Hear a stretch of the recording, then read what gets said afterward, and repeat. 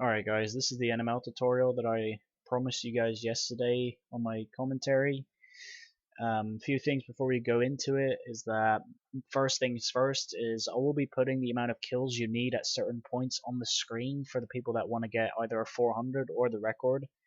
After the full game is done and I'm at the knifing point, I'll be explaining a few more tips and tricks that you can do mid-game on No Man's Land.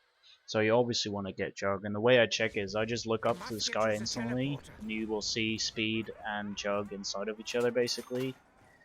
The two machines colliding, I don't know how you say it, but they're basically just combined, and whatever pops up first will be the perk that you'll be getting. And all I'm doing here is just getting kills before the first buzzer goes off, before they start running. And you basically want to have at least 1900 points or aka 10 kills before it starts. Ideally, if you're going for like 450, let's say, you want more than that. I would ideally get 2.2k, but in this case I only got 1900. I do continue games like this always. So when you get to this point, you want to knife as many guys as you can. I actually knife a lot more than most people would, and that's because I always like getting 3k points before the first nade. Which means that I can get 4k after that nade goes off. And I throw the second nade quite early. I really like this strat, but this does mean that I rarely get a lot of kills with the second nade, and that doesn't really matter. As long as you throw the second nade at around this time, you'll be fine. Here I just try to get knife kills as many as I can. When you hear this buzzer, you can no longer knife dogs in one hit. That's why I shot this guy. And I will be heading to Pan. This is not the greatest example of a clean start because this was a right mess. But you basically want to have like 46, 47 kills. If you do the way I'm doing right now, you'll basically get 50 plus most of the time. Alright, let's pause it here for a second because I forgot to mention the amount of kills you want after you shoot the Pap Horde, because it is possible to get half a horde there. Ideally, you want 70 plus, basically, after you shoot that horde, because, like I said, it is possible to get a half spawn there, and that can really mess up your kills. So I thought I'd mention that. And basically, the thing that causes it is if you throw the second nade too late, basically, that causes a half horde to spawn. That's why I always throw it so early. And another thing to mention is that you want to kill that Pap Horde just before the buzzer goes off. It's the third buzzer that you want to be beating in terms of how quick you shoot that horde. So yeah, I just thought I'd mention that. And what I'm doing here is just knifing all the dogs away. And I'll be explaining a few cool tricks like this one at the end of the video when I'm starting the knife, so I don't need to explain anything. So here what I'm doing now is after I buy Jug, in this case I got Jug straight away. That doesn't always happen. If it doesn't, then just stay on the pad to get Jug. What I'm doing here is literally just single shots to boost my kills up. You basically want to do this until the first dead spawn happens. It's very clear when that happens. You basically just want to train up right here. They will only spawn from this side drop and in the back left of the map basically, but not many will spawn there. So you basically just want to do half hordes here. Make sure you keep shooting so that they don't stop spawning, because for some reason if you shoot too slow they'll stop spawning and you'll get a really early dead spawn. So you basically just want to spam a decent amount of bullets here. I always go to 6639 in terms of ammo left. What kills do you want after the dead spawn? Because that's right here. There's not any zombies spawning in. You basically want, I mean it depends. If you're going for a 400 only, it doesn't really matter. If you just get to this point, you'll most likely be fine. It should be like 140 at least. But if you're going for like the record, I would want at least 164 or 165 at this point, which is pretty damn hard to get, not gonna lie. So first thing you do after singles, you horde this up off the pad, and you kill this full horde. I kind of did bad shots, you see I got like 3 crawlers left, but most of the time you'll get this one in 2 shots and no problems. Here I got a really scuffed horde up because I got red screened. This is a side drop horde, this is one of 3 in a row, so you basically just want to horde that up here on the normal side drop. and kill these all in 2 shots. I like going on the pad in between horde ups for a dog kill, like right here. Dogs are 6 knives at this point, so you can easily get a dog kill here. And like I did, it's just a free kill basically. And this one is also 2 shots. Knife all the crawlers. And then here is the second dead spawn. Now, this is where you can either get 2 zombies, like in my case. 2 is the most common, but you can get a lot more. You can also get 1, but that's pretty rare as well. If you get 2 or more zombies, I'd recommend just shooting an extra bullet just to kill them. And if you get more, obviously, then that's really rare as well, but it's really good. Shoot a bullet and just knife them. But if there's only 1, I don't think it's worth the ammo. So this is the last 2-shot horde. Notice how I always kind of like wait a little bit to shoot my second bullet. I like shooting them 2 bullets apart a little bit just to make it easier to place them, and you should get that in 2 shots easily. Now this next horde, I actually paused it here.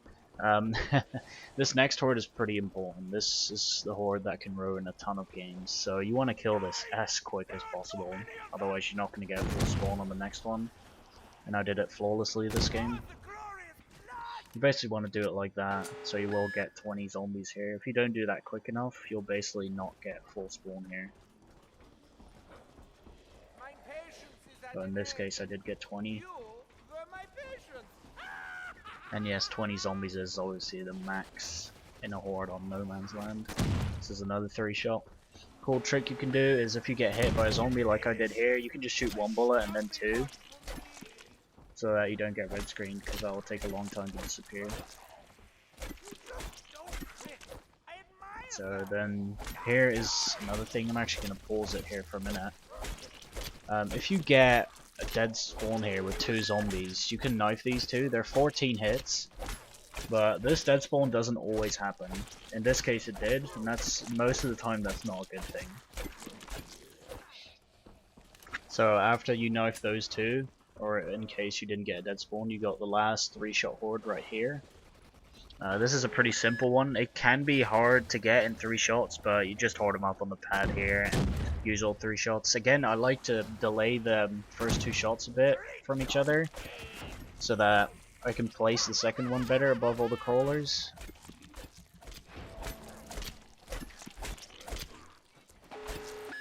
And then this next horde is off pad, and the reason you go off pad for this horde is because you gotta kill it as quick as possible, because otherwise the next horde won't be a full spawn. So I like doing this pattern, because it really avoids getting hit, and if you get hit obviously you're gonna get red screened, which is a waste of time and you won't get full spawn. In this case I did it perfect. Now this dog can red screen you if you knife him. In this case he didn't, but most of the time he will red screen you if you knife him because he's 8 hits. Doesn't really matter, just make sure you're careful with that dog. It's just a free kill at the end of the day if you can knife him right there.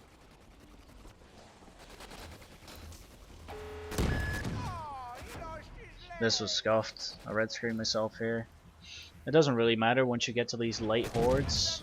If you red screen yourself, it really is just annoying in the earlier hordes because you got to play those out as fast as possible. Ideally you never get red screened, but that's basically impossible for a No Man's Land game. So this next horde is either 4 or 5 shots. I'm pretty sure it was 5 in this game because I got the dead spawn that I was speaking about earlier. And that's the reason it's bad. It's because you're a full buzzer behind now. This horde is probably 5 shots, and in this case it was. So be prepared to like waste another bullet if you get that dead spawn. Otherwise I would have gotten it in 4 shots, which would have saved me a bullet and probably could have gotten me a 450 this game. It's the only reason I didn't beat my 448 because of that dead spawn basically. So right here, this is another 5-shot horde. Red screen myself again.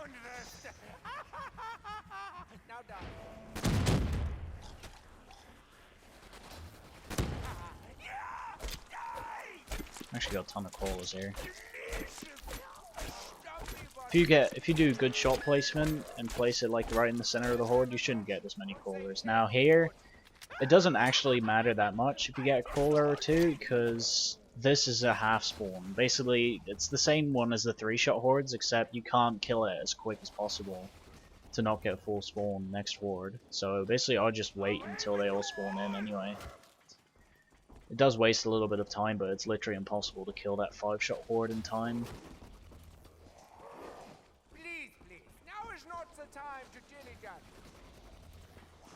Now this right here is a 6-shot horde. This is always a 6-shot horde, even if you didn't get the second dead spawn.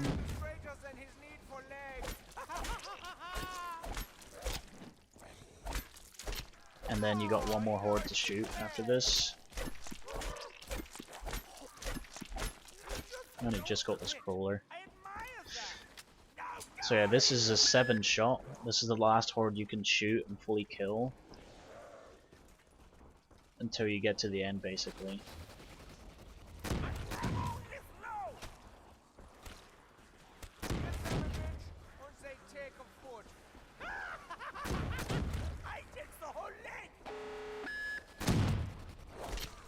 And that's that, basically. So that's basically the last horde you can shoot, and now you're just basically just going to prepare for the last bit, which is the knifing bit. You won't get a full spawn here again, which just means you have more time to knife the last few guys in that horde if they're not dead yet. So now all you're trying to do is just get a full horde up on the pad, and I'll show you what to do then.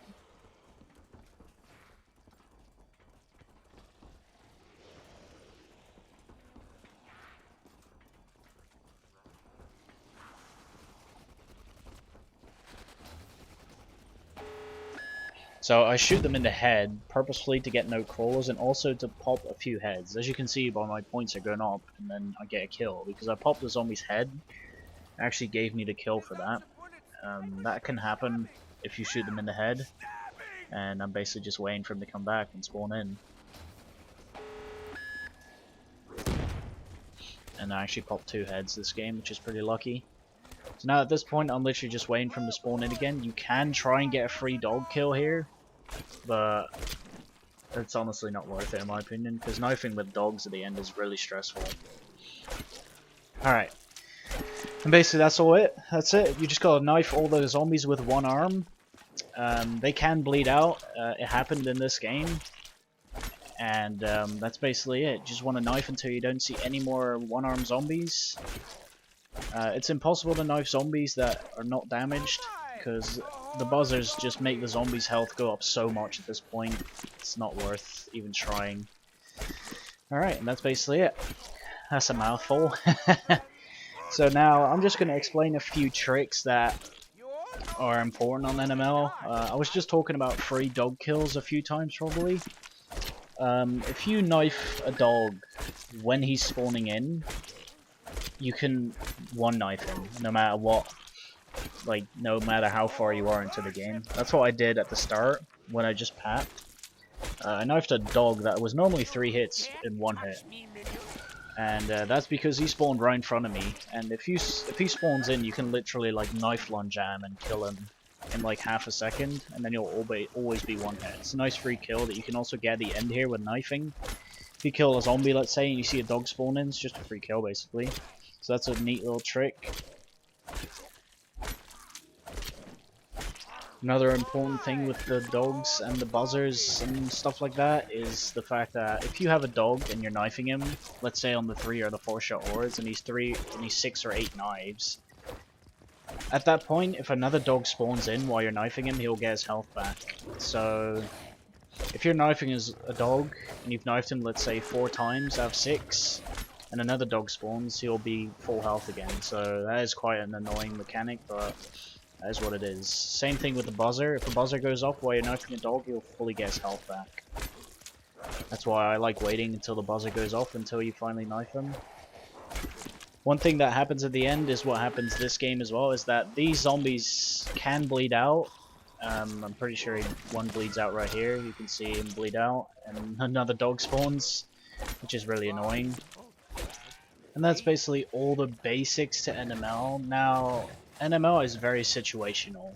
It's very different every single game you play, which is why it's impossible for me to fully explain it.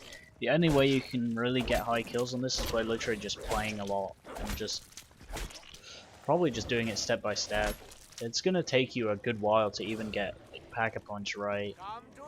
Trust me, there's nothing weird about that. I'm pretty sure I spent days upon days at the start without even getting any games going, just because I didn't know how to do the Pap strat perfectly. It's just a lot of stuff you gotta get used to. I would explain every single thing on NML, but I would be sitting here for 5 hours for one video. I just thought I'd explain the basics. There's a few more small things on NML, but they're not really worth mentioning all of them because I'll be here for another 50 minutes, which isn't really worth your time and my time. You'll find most of those things out. Some of the things that you can't really find out yourself and you want an answer on, I answered in this video. That's why I made it. So yeah, that's all I gotta say. Good luck on your games if you're gonna actually try to get 400 on this. It definitely isn't easy, like I said yesterday. And yeah, that's basically it. I'll see you guys in a bit.